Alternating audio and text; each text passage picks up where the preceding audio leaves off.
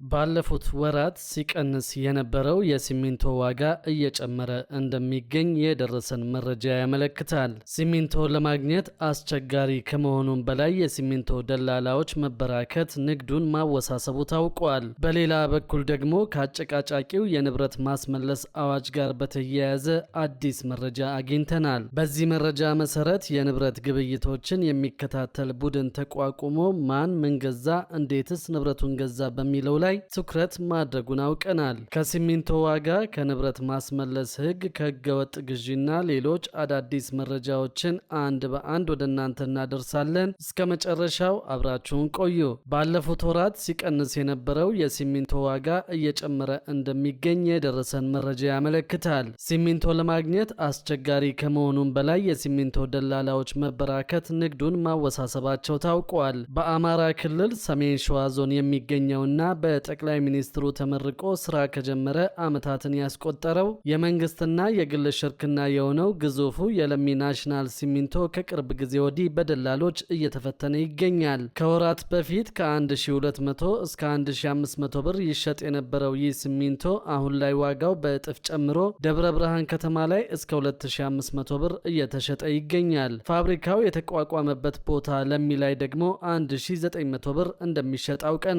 የሲሚንቶ አስመጪዎችና ነጋዴዎች አሁን ከፋብሪካው ሲሚንቶ ለማግኘት አስቸጋሪ መሆኑንና በደላላዎች የተወረረ መሆኑን ገልጸዋል። ለሚ ናሽናል ሲሚንቶ ፋብሪካ ስራ ከጀመረ ጀምሮ የአገሪቱን የሲሚንቶ እጥረት በመቅረፍና ገበያውን በማረጋጋት ረገድ አስተዋጽኦ የጎላ ቢሆንም አሁን በደላሎች እየተፈተነ በመሆኑ የሚመለከተው አካል መፍትሄ እንዲሰጠውም ጥሪ ተላልፈዋል። ለሚ ናሽናል ሲሚንቶ ፋብሪካ በቀን እስከ 150 ሺህ ኩንታል ሲሚንቶ እያመረተ መሆኑን ይፋ ማድረጉ የሚታወቅ ነው። በዚህም ፋብሪካው ባለፉት 6 ወራት ከ12 ሚሊዮን ኩንታል በላይ የሲሚንቶ ምርትን ለገበያ ማቅረብ መቻሉ ታውቋል።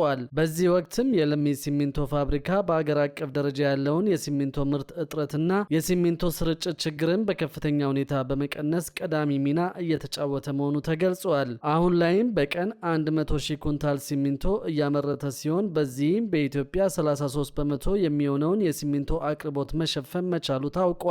ለሚ ናሽናል ሲሚንቶ ባለፈው በጀት ዓመት የጥንካሬ ደረጃዎችን ካሳኩ አቻ ኢትዮጵያውያን ምርቶች በጥራት ተሸላሚ መሆን መቻሉም ተመላክተዋል። በቅርቡ ወደ ስራ የገባው ፋብሪካው ከ1000 በላይ ለሚሆኑ ዜጎች ጊዜያዊና ቋሚ የስራ ዕድል መፍጠሩ ተጠቅሷል። በቀጣይም በመላ ሀገሪቱ ያለውን የሲሚንቶ ተደራሽነት ለማስፋፋት ከባለድርሻ አካላት ጋር በቅንጅት እንደሚሰራ አስታውቋል። ፋብሪካው በኢትዮጵያው ኢስት አፍሪካ ሆልዲንግ እና በቻይናው ዌስት ኢንተርናሽናል ሆልዲንግ በሽርክና የተገነባ ሲሆን በቀን 150 ሺህ ኩንታል ሲሚንቶ የማምረት አቅም አለው። በሌላ በኩል ደግሞ ከአጨቃጫቂው የንብረት ማስመለስ አዋጅ ጋር በተያያዘ አዲስ መረጃ አግኝተናል። በተለይም የዳያስፖራው ማህበረሰብ በኢትዮጵያ ያደረጋቸውንና ወደፊት የሚያደርጋቸውን ግብይቶችና የንግድ እንቅስቃሴዎችን የሚከታተል ቡድን ተቋቁሟል። የንብረት ማስመለስ አዋጅ መጽደቁን ተከትሎ በዳያስፖራው ማህበረሰብ ላይ አተገባበሩን የሚመራና የሚያስፈጽም ቡድን መቋቋሙን የደረሰን መረጃ ይጠቁማል።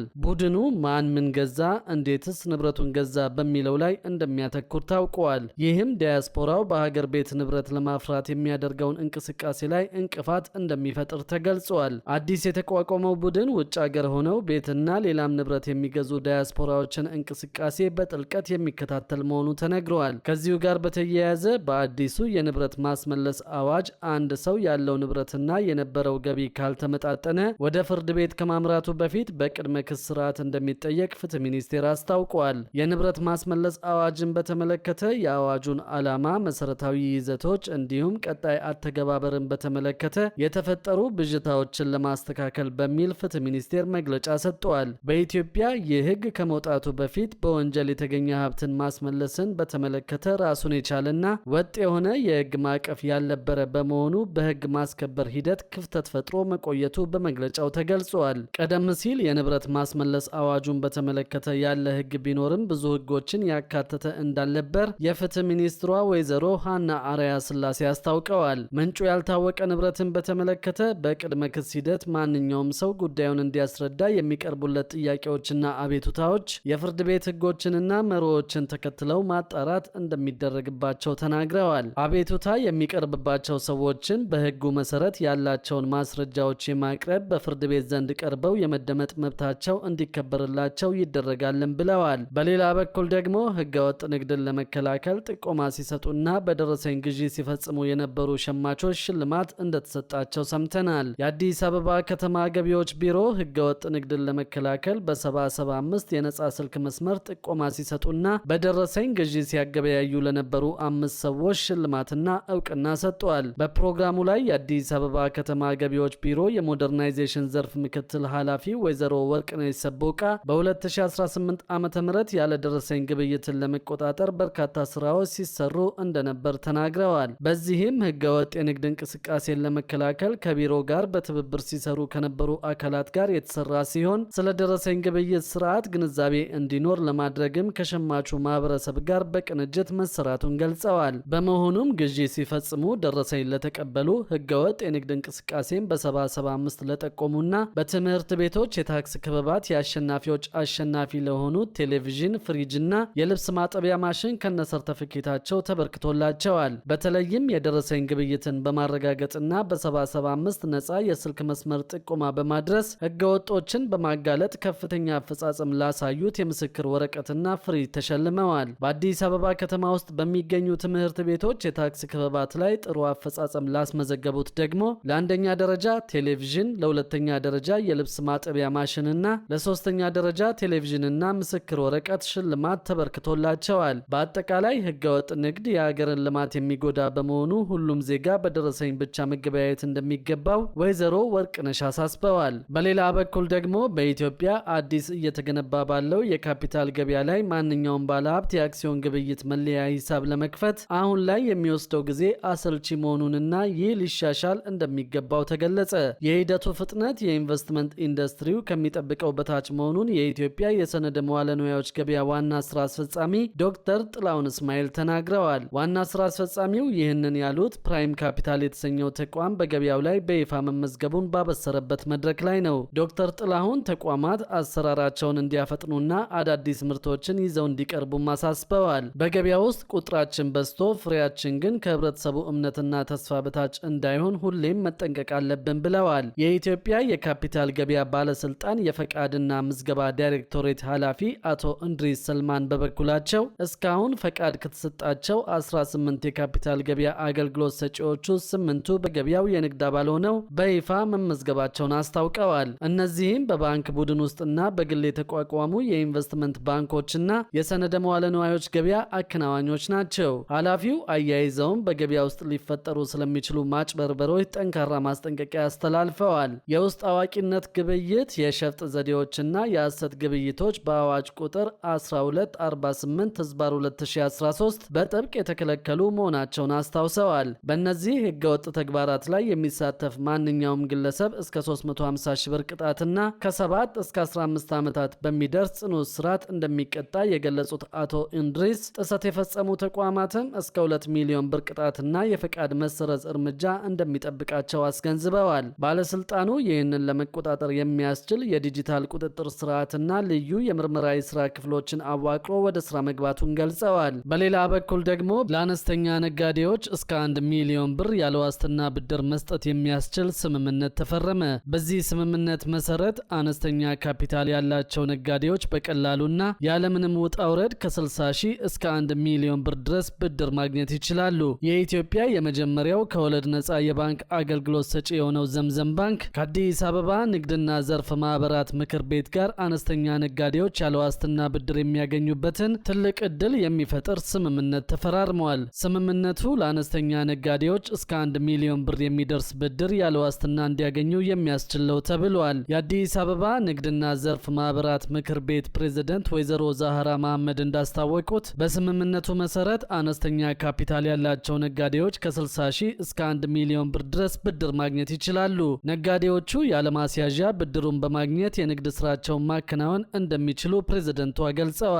የዘምዘም ባንክ ዋና ስራ አስፈጻሚ ወይዘሮ መኪያ በድሪ በበኩላቸው ባንኩ አነስተኛና መካከለኛ ነጋዴዎችን ተጠቃሚ የሚያደርግ ስራ እየሰራ መሆኑን ተናግረዋል። ባንኩ በሰው ሰራሽ አስተውሎት የተደገፈ የብድር አገልግሎትን በመጠቀም እስካሁን ከ10 ሺህ በላይ ሰዎችን ተጠቃሚ ማድረጉን አስታውቀዋል።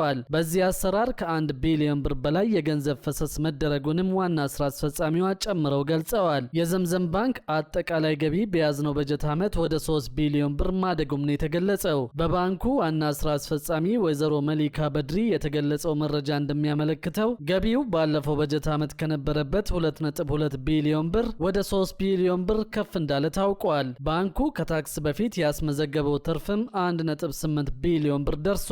ይህም የ35 በመቶ ጭማሪ ማሳየቱን ነው ዋና ስራ አስፈጻሚዋ የተናገሩት። የደንበኞች የተቀማጭ ገንዘብ መጠን በከፍተኛ ሁኔታ ማደጉን፣ የደንበኞች የተቀማጭ ገንዘብ ቀደም ሲል ከነበረበት 11.6 ቢሊዮን ብር በ81 በመቶ አድጎ 21 ቢሊዮን ብር መድረሱን አስታውቀዋል። እድገቱ የተመዘገበው የደንበኞች እምነት በመጨመሩ እንደሆነ የገለጹት ዋና ስራ አስፈጻሚዋ የባንኩ አጠቃላይ ሀብትና የተከፈለ ካፒታል በ75 በመቶ አድጎ 29.1 ቢሊዮን ብር ደርሷል ብለዋል።